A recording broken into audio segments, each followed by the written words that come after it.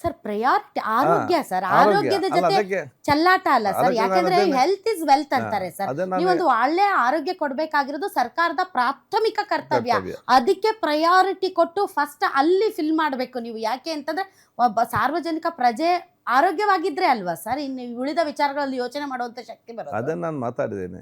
ಯಾಕಂತ ಹೇಳಿದ್ರೆ ಅವ್ರು ಯೂಶಲಿ ಹೇಳ್ತಾರೆ, ನೀವು ಇನ್ನೂರು ನಮಗೆ ಅಪಾಯಿಂಟ್ ಮಾಡಿ ಮತ್ತೆ ನಮ್ಗೆ ಸವಲಿಸಿ. ನಾವು 200ಕ್ಕೆ ಮಾಡುವಂಥ ಕಷ್ಟ ಒಂದೇ, ಎಂಟ್ರಿ ಮಾಡಬೇಕು, ಕಾಲ್ ಫಾರ್ಮ್ ಮಾಡಬೇಕು. ಈ 1,000ಕ್ಕೆ ಮಾಡೋ ಕಷ್ಟವೂ ಕೂಡ ಒಂದೇ. ನೀವು ಒಮ್ಮೆಲೆ 1,000 ನಮಗೆ ಮಾಡಿಕೊಡಿ ಅಂತ ನಾವು ಅದನ್ನು ಮತ್ತೆ ಕೇಳಿದ್ದೇವೆ, ಒಪ್ಪಿದ್ದಾರೆ. ಸೊ ನಮ್ಗೆ ಯಾಕಂದ್ರೆ ಈಗ ಕಾಲ್ ಫಾರ್ಮ್ ಮಾಡಿದ್ರು ಕೂಡ ಕಾಲ್ ಫಾರ್ಮ್ ಮಾಡಬೇಕು, ನಿಮ್ಗೆ ಗೊತ್ತಿದೆ ರೋಸ್ಟರ್ ಮೇಲ್ ಸಿಸ್ಟಮ್ ಆಗಬೇಕು, ಅವ್ರನ್ನ ಎಕ್ಸಾಮ್ ಮಾಡಬೇಕು, ಅಪಾಯಿಂಟ್ಮೆಂಟ್ ಮಾಡಬೇಕಂತ ಹೇಳಿ ಮಿನಿಮಮ್ 8 months 7 months ಬೇಕೇ. ಹಿಂಗೆ ಅಂದ್ಕೊಂಡೆ ಅದು ಟೈಮ್ ಮುಂದಕ್ಕೆ ಹೋಗ್ತಾ ಇದೆ ಸರ್. ಯಾಕಂದ್ರೆ ಈ ಒಂದು ಲಾಂಗ್ ಪ್ರಾಸೆಸ್ಸು, ಕೆಲವೊಂದು ಟೆಕ್ನಿಕಲ್ ಇಶ್ಯೂಸು, ಕೆಲವೊಂದು ಕಾನೂನಾತ್ಮಕವಾದಂಥ ಕೆಲವೊಂದು ಸಮಸ್ಯೆಗಳನ್ನ ಗಮನದಲ್ಲಿ ಇಟ್ಕೊಂಡು ಅದು ಮುಂದಕ್ಕೆ ಹೋಗ್ತಾ ಇದೆ. ಹೀಗಾಗಿ ನಮ್ಮಂತಹ ಪ್ರಾಥಮಿಕ ಆರೋಗ್ಯ ಕೇಂದ್ರಗಳನ್ನೇ ನಂಬಿಕೊಂಡಿರುವಂಥ ತಾಲೂಕುಗಳಲ್ಲಿ ಸರ್ ಒಂದು ಪೂರ್ಣಾವಧಿ MBBS ಡಾಕ್ಟರ್ಸ್ ಇಲ್ಲ ಅಂತಂದ್ರೆ ಸರ್ ಅದು ನಮ್ಮ ಆರೋಗ್ಯದ ಜೊತೆ ಚೆಲ್ಲಾಟ ಆಡ್ದಂಗೆ ಆಗುತ್ತೆ. ಖಂಡಿತವಾಗಿ ಅದಕ್ಕೆ ಮೊದಲ ಆದ್ಯತೆ ನಾವು ಕೊಡ್ತೇವೆ. ಈಗ ಎಲ್ಲ ಯೋಜನೆಗಿಂತ ಮೊದಲ ಆದ್ಯತೆ ನಮ್ಮ ಪೋಸ್ಟ್ ಅನ್ನು ಫಿಲ್ ಮಾಡೋದು. ಕೇಳಿದ್ದೇನೆ, ಮುಖ್ಯಮಂತ್ರಿ ಒಪ್ಪಿಗೆ ಕೊಟ್ಟಿದ್ದಾರೆ. ನಾವು ಅದು ಪ್ರೋಸೆಸ್ ನಾವು ಸ್ಟಾರ್ಟ್ ಮಾಡಿ ಟೈಮ್ ಬೌಂಡ್ ಪ್ರೋಸೆಸ್ ಅಂತ ಹೇಳಿದ್ದೇನೆ. ಈಗ ಗುತ್ತಿಗೆ ಆಧಾರದ ಮೇಲೆ ನರ್ಸ್ಗಳು ಕೆಲಸ ಮಾಡ್ತಿದಾರಲ್ಲ ಸರ್, ಅವ್ರನ್ನೇ ಪರ್ಮನೆಂಟ್ ಮಾಡಿಬಿಡಿ ಎಲ್ಲ. ಅದು ನೋಡಿ, ಸುಪ್ರೀಂ ಕೋರ್ಟ್ ಗೈಡ್ಲೈನ್ಸ್ ಇದೆ. ಈಗ ಡಾಕ್ಟರ್ಸ್ ಏನಂತ ಹೇಳಿ ನಾವು ಸ್ಪೆಷಲ್ ಪರ್ಮಿಷನ್ ಅಂತ ಹೇಳಿದ್ರೆ ನಮಗೆ ಡಿಮಾಂಡ್ ಮತ್ತು ಸಪ್ಲೈ ಕಾಲ್ ಮಾಡೋ ಜನ ಬರೋದಿಲ್ಲ. ಆ ಕಾಂಟ್ರಾಕ್ಟ್ ಬಂದವ್ರನ್ನ ಪರ್ಮನೆಂಟ್ ಮಾಡುವಂತ ಏನಾದ್ರು ನಮ್ಗೆ ಹೇಳ್ಬಹುದು. ಈ ಸುಪ್ರೀಂ ಕೋರ್ಟ್ ಯಾರೇ ಕಾಂಟ್ರಾಕ್ಟ್ ಬೇಸ್ ಅಲ್ಲಿ ಕಾಲ್ ಫಾರ್ಮ್ ಮಾಡಿದವರಿಗೆ, ಟೆಂಡರ್ ಗುತ್ತಿಗೆ ಆದವರಿಗೆ ಮಾಡಬಾರ್ದಂತ, ಬರೀ ಹೆಲ್ತ್ ಡಿಪಾರ್ಟ್ಮೆಂಟ್ ಅಲ್ಲ, ಎನಿ ಡಿಪಾರ್ಟ್ಮೆಂಟ್ ಮಾಡಬಾರ್ದಂತ ಸುಪ್ರೀಂ ಕೋರ್ಟ್ ಆದೇಶ ಇದೆ. ಯಾಕೆ ಇದೆ ಅಂತ ಹೇಳಿದ್ರೆ, ನೀವೇನಾದರೂ ನಮ್ಮ ಡಿಪಾರ್ಟ್ಮೆಂಟ್ ಬಿಡಿ, ಯಾವ ಡಿಪಾರ್ಟ್ಮೆಂಟಲ್ಲಿ ಕೂಡ ಗುತ್ತಿಗೆ ಆಧಾರ ತಗೊಂಡವನ್ನೇ ಪರ್ಮನೆಂಟ್ ಮಾಡ್ಬೋದಂತ ಏನಾದರೂ ಅವಕಾಶಗಳು ಕೊಟ್ಟಿದ್ರೆ ಜನಸಾಮಾನ್ಯ ಮಕ್ಕಳಿಗೆ ಯಾರು ಕೂಡ ಕೆಲಸನೇ ಸಿಗ್ತಿರ್ಲಿಲ್ಲ. ಎಲ್ಲರೂ ಕೂಡ MLA ಮಕ್ಕಳಿಗೆ, ಅಕೌಂಟ್ ಮಂತ್ರಿಗಳ ಸಂಬಂಧಿಕರಿಗೆ, ಅಲ್ಲಿ MD ಇದ್ದಾನೆ ಯಾರು ಒಂದು ಡಿಪಾರ್ಟ್ಮೆಂಟ್ ಅಲ್ಲಿ, ಅವನ ಸಂಬಂಧಿಕರಿಗೆ, ಇನ್ನೊಂದು ಇನ್ಫ್ಲುಯೆನ್ಸ್ ಇದ್ದಾವೆ, ಇವರಿಗೆ ಗುತ್ತಿಗೆ ಪರ್ಮನೆಂಟ್ ಆಗ್ತದಲ್ಲ, ಗುತ್ತಿಗೆಯಲ್ಲಿ ಹಾಕಿ ಮತ್ತೆ ಅವರನ್ನೇ ಪರ್ಮನೆಂಟ್ ಮಾಡ್ತಿದ್ರು. ಜನಸಾಮಾನ್ಯರಿಗೆ ಮೆರಿಟ್ ಇದ್ದವನಿಗೆ ಚಾನ್ಸೇ ಇರ್ತಿರ್ಲಿಲ್ಲ. ಅದಕ್ಕಾಗಿ ಸಿಸ್ಟಮ್ ಏನಿದೆ, ಪರ್ಮನೆಂಟ್ ಮಾಡಬೇಕಾ, ಎಕ್ಸಾಮ್ ಬರೀಬೇಕು, ಮೆರಿಟ್ ಮತ್ತು ರೋಸ್ಟರ್ ಲಿಸ್ಟ್ ಅಲ್ಲಿ ಯಾರು ಕೂಡ ಬರ್ಬೋದು ಅಂತೇಳಿ ಎಕ್ಸಾಮ್ ಅನ್ನು ಕಂಡಕ್ಟ್ ಮಾಡಬೇಕು. ಸರ್ ಈಗ ನುರಿತ ತಜ್ಞ ವೈದ್ಯರು ಯಾರು ರಿಟೈರ್ಡ್ ಆಗಿರ್ತಾರಲ್ಲ ಸರ್, ಅವ್ರನ್ನೆಲ್ಲರನ್ನು ಕೂಡ ಅವ್ರ ಸರ್ವಿಸ್ ಕಂಟಿನ್ಯೂ ಮಾಡ್ತಾ ಇದ್ದೀರಿ ತಾವು. ಆದರೆ ರಿಯಾಲಿಟಿ ಚೆಕ್ ಮಾಡಿದಾಗ ಸರ್ ಅವರೇನಲ್ಲಿ OPD ಯಲ್ಲಿ ಕೂತ್ಕೊಂಡು ಏನು ರೋಗಿಗಳಿಂದ ನೋಡಲ್ಲ, ಅವರು ಆಡಳಿತಾತ್ಮಕವಾದಂಥ ತುಂಬ ಸೂಕ್ಷ್ಮ ಪ್ರದೇಶಗಳಲ್ಲಿ ಕೂತು ಟೈಮ್ ಪಾಸ್ ಮಾಡಿ ಹೋಗ್ತಿದ್ದಾರೆ ಎಲ್ಲರೂ ಅಂತ ನಾನು ಹೇಳ್ತಾ ಇಲ್ಲ. ಸೊ ಇದರ ಉದ್ದೇಶ, ನಿಮ್ಮ ಉದ್ದೇಶ ಏನಿದೆ ಅಂದರೆ ತಜ್ಞ ವೈದ್ಯರಿಂದ ರೋಗಿಗಳಿಗೆ ಅನುಕೂಲ ಆಗಬೇಕು ಅಂತ.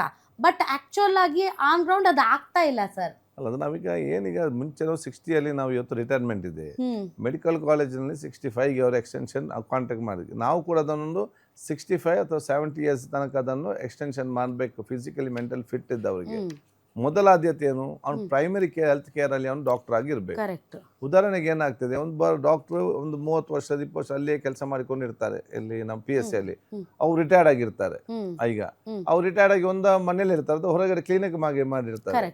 ಅಂತವ್ರಿಗೆ ಅವಕಾಶ ಕೊಟ್ರೆ ಅವ್ರು ಬೆಳಿಗ್ಗಿಂದ ಸಂಜೆ ತನಕ PSC ಅಲ್ಲಿಯೇ ಬಂದು ಕೆಲಸ ಕಾಂಟ್ರಾಕ್ಟ್ ಬೇಸಲ್ಲಿ ಬಂದು ಪೇಷಂಟ್ ಅನ್ನು ನೋಡ್ತಾರೆ. ಮತ್ತೆ ನಮ್ಮ PG ನಾವು ಯಾರಿದ್ದೆ ಅವ್ರಿಗೆ ನಾವು ಈ ಪೋಸ್ಟ್ ಅಡ್ಮಿನಿಸ್ಟ್ರೇಟಿವ್ ಪೋಸ್ಟ್ ಕೊಡೋದಿಲ್ಲ.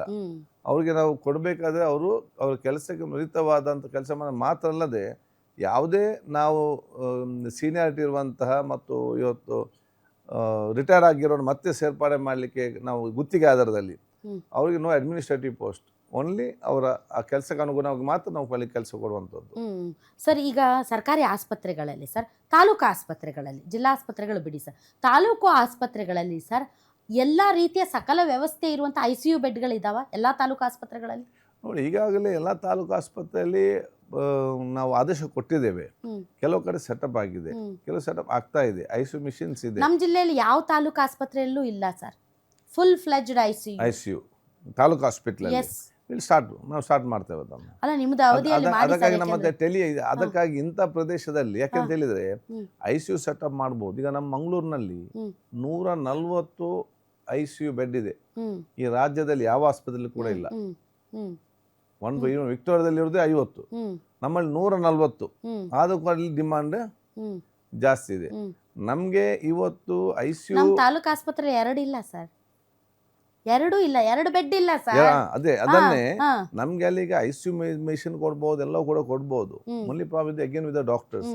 ICU ಅಲ್ಲಿ ಬರ್ದು ಇಂಟೆನ್ಸಿವ್ ಸೀನಿಯರ್ ಇವ್ರು ಯಾರು ನಮ್ಮ ಸೀರಿಯಸ್ ಪೇಷಂಟ್ಗಳು ಅವ್ರನ್ನಲ್ಲಿ ನೋಡುವಂಥವ್ರು ಆಗ್ಬೇಕು. ಕರ್ನಾಟಕದಂಥ ಈ ಪ್ರೋಗ್ರೆಸಿವ್ ಸ್ಟೇಟಲ್ಲೂ ಕೂಡ ನಾವು ಇನ್ನೂ ನಮಗೆ ಇವರು ಡಾಕ್ಟರ್ಸ್ ಇಲ್ಲ, ಅದಕ್ಕೆ ICU ಸೆಟಪ್ ಇಲ್ಲ ಅಂತಂದರೆ ನಮ್ಗೆ ಅವಮಾನ ಅಲ್ವಾ ಸರ್? ಖಂಡಿತ, ನಾನಿಲ್ಲ ಅಂತ ಹೇಳೋದಿಲ್ಲ. ಅವಮಾನ ಆಗ್ತದೆ, ನೋವು ಆಗ್ತದೆ.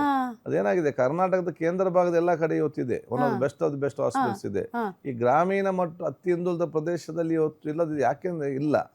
ಯಾಕೆಲ್ಲ ಅಂದ್ರೆ ಅಲ್ಲಿಗೆ ನಾವು ಮಿಷಿನ್ ಕೊಡ್ಬೋದು, ಎಲ್ಲ ವ್ಯವಸ್ಥೆ ಮಾಡ್ಬೋದು. ಜಿಲ್ಲಾ ಕೇಂದ್ರಗಳಲ್ಲಿ ಇದೆ ಸರ್, ತಾಲೂಕು ಕೇಂದ್ರಗಳಲ್ಲಿ ಇಲ್ಲ. ಹಿಂದುಳಿದ ವರ್ಗ ತಾಲೂಕು ಕೇಂದ್ರದಲ್ಲಿ ಇಲ್ಲ, ಕೆಲವೊಂದು ಕಡೆ ಇದೆ. ಈಗ ನಿಮ್ ಮಂಗಳೂರಲ್ಲಿ ಇದೆ ಸರ್, ಮಂಗಳೂರು ಮೈಸೂರು ಈ ಕಡೆ ಇರುವಂತದ್ದು. ಅದು ನೀವು ಹೇಳಿದಾಗೆ ಅಲ್ಲಿಗೆ ನಮ್ಗೆ ಅಗತ್ಯ. ನಾಟ್ ಓನ್ಲಿ ಅತಿ ಹಿಂದುಳಿದ ಸರ್, ಆಲ್ಮೋಸ್ಟ್ ಆಲ್ ತಾಲೂಕು ಕೇಂದ್ರಗಳಲ್ಲಿ ಸುಸಜ್ಜಿತವಾದಂತಹ ICU ಇಲ್ಲ ಸರ್. ಅಲ್ಲ, ಅದು ನಾನು ಈ ವರದಿ ಅಂತ ಹೇಳಿದ್ದೀರಿ. ನಾನು ಅದು ಯಾವ ತಾಲೂಕಲ್ಲಿ ಏನು ಪರಿಸ್ಥಿತಿಯನ್ನು ಅದು ಡೀಟೇಲ್ಸ್ ತಗೊಳ್ತೇನೆ.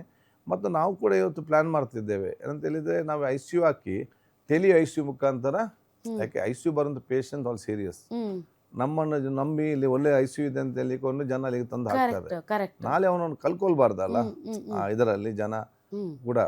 ಅದಕ್ಕೆ ನಾವು ಒಂದು ಸಿಸ್ಟಮ್ಯಾಟಿಕ್ ICU ಸಿಸ್ಟಮ್ ಅಂತ ಹೇಳಿದ್ರೆ, ಯಾರು ನುರಿತವಾದ ನರ್ಸ್ಗಳಿರ್ತಾರೆ, ಇವರು MBBS ಡಾಕ್ಟರ್ ಇದ್ದಾರೆ, ಅವರನ್ನು ನಮ್ಮ ಇದರ ಮುಖಾಂತರ, ನಾವು ವಿಡಿಯೋ ಕಾನ್ಫರೆನ್ಸ್ ಮುಖಾಂತರ ಅವ್ರಿಗೆ ಪೇಷಂಟ್ಗೆ ಟ್ರೀಟ್ ಮಾಡುವಂತ ಒಂದು ವ್ಯವಸ್ಥೆ ಕೂಡ ನಾವು ಜಾರಿಯಲ್ಲಿ ತರ್ತೇವೆ. ಅದು ನಮಗೂ ಅದು ಕೂಡ ಪ್ರಾಬ್ಲಮ್ ಇದೆ, ಟೆಲಿಮೆಡಿಸಿನ್ ಮತ್ತೆ ಹೆಲ್ತ್ಗೆ. ಯಾಕೆ ಜನರು ನಮ್ಮಲ್ಲಿ ಅಷ್ಟೊಂದಕ್ಕೆ ಹೊಂದಿಕೊಂಡಿಲ್ಲ.